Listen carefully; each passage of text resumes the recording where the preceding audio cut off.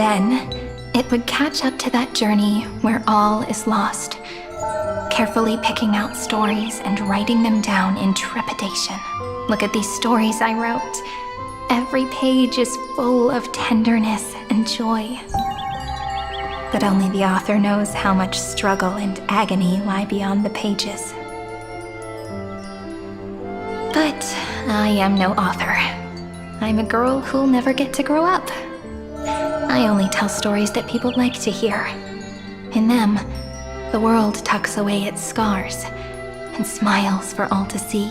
My entire life spent inside this little story. I can't wipe away my tears, and I can't bring the world victory. But maybe, in these unchanging retellings of the story, my lament might be able to touch upon the divine and reach their tender heart at some point. I hope that what flows out from that cut will not be blood, but a tear, warm and wet. And that tear would fall and create the first ripples. Then, people would see every beautiful thing reflected in that ripple. It'll be all the remembrances within this story. Someone once told the very first me that everything was false, that the only life in Amphorius was a great catastrophe, nurtured using the world as a factor. But how could a dream feel so real? That's why I didn't agree with him. But Peach, I didn't understand a word you said since just now. Everything was false? But you're standing right here. It's all a dream? But I haven't learned how to dream. Indeed. That's why I believe all this is real. The moment the crystal flower fell, that genuine shiver, that's the mover of life. Formatting progress, 23.815%. In the poem offered to you, every Cyrene would write down a beautiful new world with stars and flowers.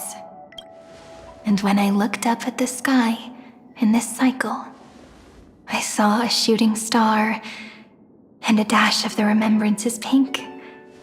I believed that must be the color of dawn. You shall fade when the flowers bloom. For every ending begets a beginning. Looks like it's time to say goodbye. Are you leaving, Peach? It's okay. I'll wait for you to come back. I'll study really hard about what you taught me today. Right. I still haven't told you what love is. But actually, my good friend, the lament factor did not understand what love was before she met you either. Not until I told you all the sad tales in a trembling voice in this tiny room. Not until I told you that I love them. That I love everything in this saga. The story comes, passes, then returns.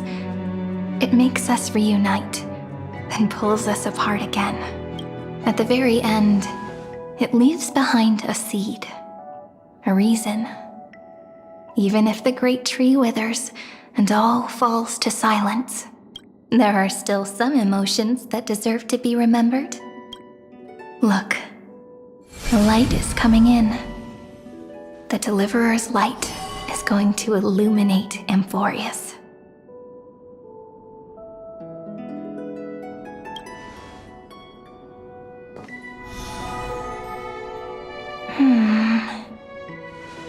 I still don't get it. But I trust Peach. Just wait. It'll be my turn to tell you a story of love the next time we meet. Then I'll really look forward to it. In that case, I want to make a promise. I want to gift my pen, my book, and my name to you. Please take them as a beautiful blessing from me. I gave myself the pen name Cyrene the first time I wrote a poem. I want my words to be like pebbles falling into a pond, dropped from the past to send ripples into the future. In the stories you will write, perhaps it'll be inevitable that there are still sorrows and tears that are destined to fall. But could you promise me one thing? Promise you'll forever be a gentle flower. Promise that when the stars cast their gazes upon you, you'll only reply to them with love and a smile.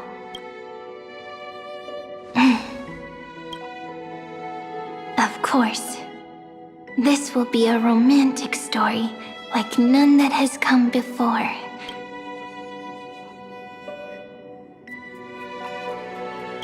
You think so too, right?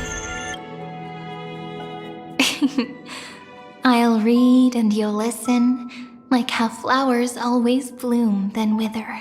I shall welcome my own decay, becoming nourishment for the next flower's bud, while you will depart and hold that final star, planting a boundless sea of flowers on the final page with her, and our stories will be lying silently among the flowers, like every ripple of remembrance, and they shall become the epic known as I've Written.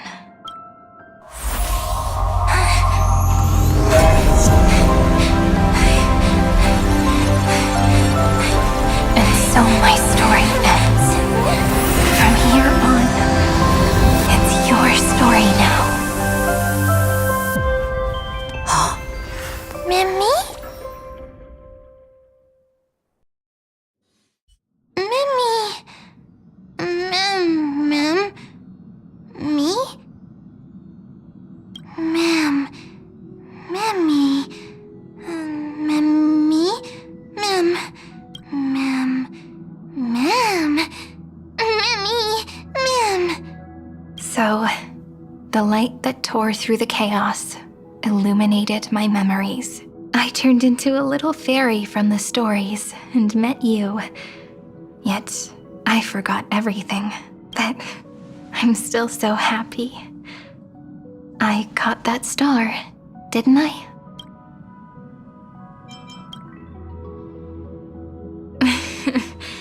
Do you remember that I was also worried about this when we first set out? Mem's memories and Cyrene's memories got all tangled up with each other in my one heart. It's all so strange, yet so familiar. Either way, could you please let me do something I want? Just this once. I want you to call me Cyrene. That name represents me and her. Every one of her.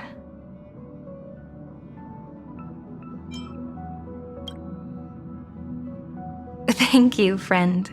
Your kindness is always just right. Life is a poem full of farewells. But if you write something into the pages of your heart, then that will not easily fade away. Now, all the footsteps of the Flame Chasers and the Trailblaze have come together within this book, as I've written, becoming the source of power for Amphorius's heart.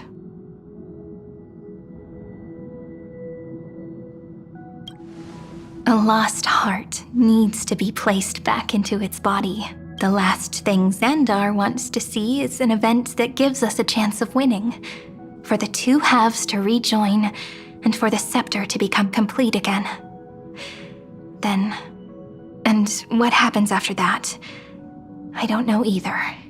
Maybe I can create a miracle, and instantly turn the black tide into a pink sea of stars. Or maybe I prove to be nothing more than a weak ripple, unable to change anything, and am devoured by the destruction. Either way, I no longer wish to be a silent onlooker, or a worshipped god at the end of this saga.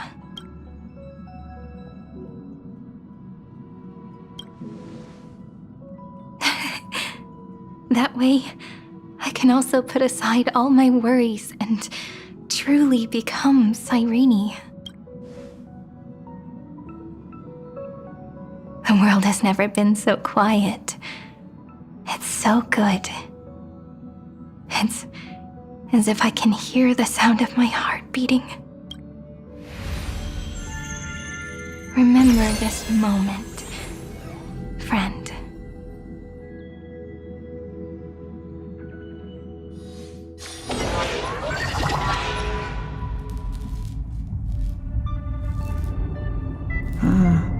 So the Demiurge managed to fool everyone, including themselves.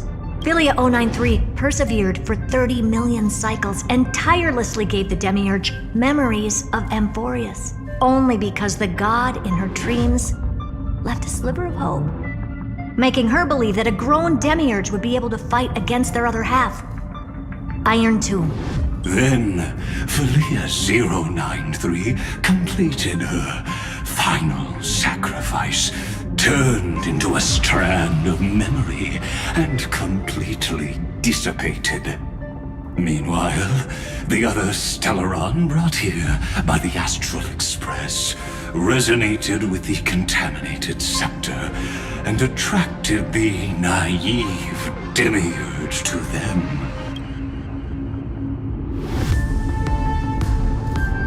As an experimental factor, Philia 093 originally could only recognize and output information in a set format.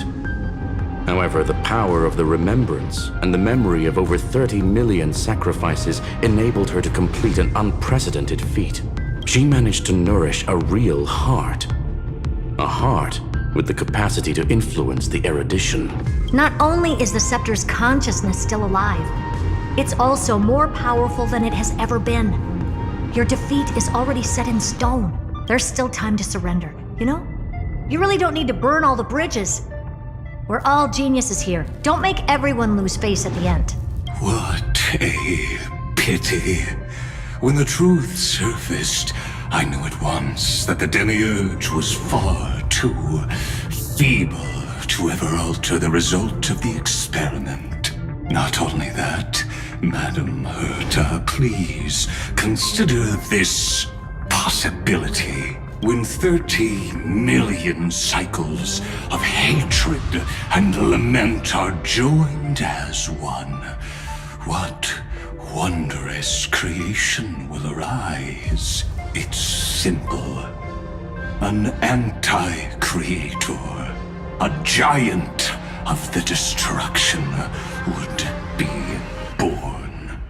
Its hatred will ignite the starry skies of the gods, motivated only by its lament toward the sufferings of humankind. Do you really think that the Demiurge is still a cheap copy of Philia 093, even after 30 million cycles? The facts above only await the arrival of the fourth instant they calculated.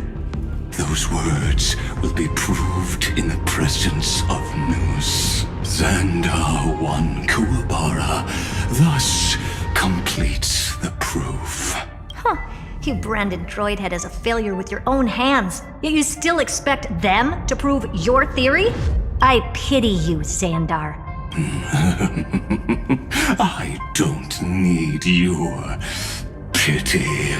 Let them cast their gaze this way as much as they want and paint the future they imagined.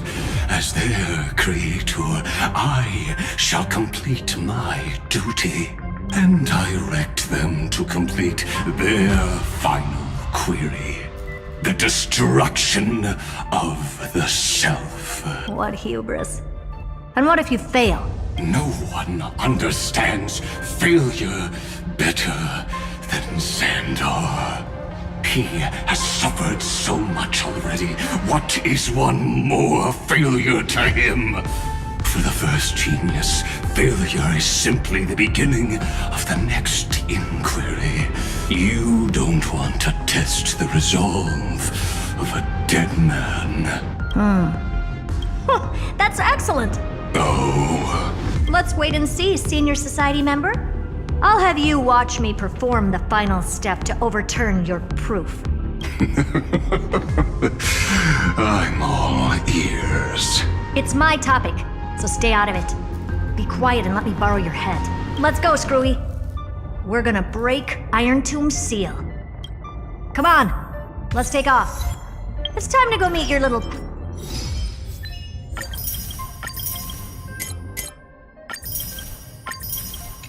pet. See, your society member.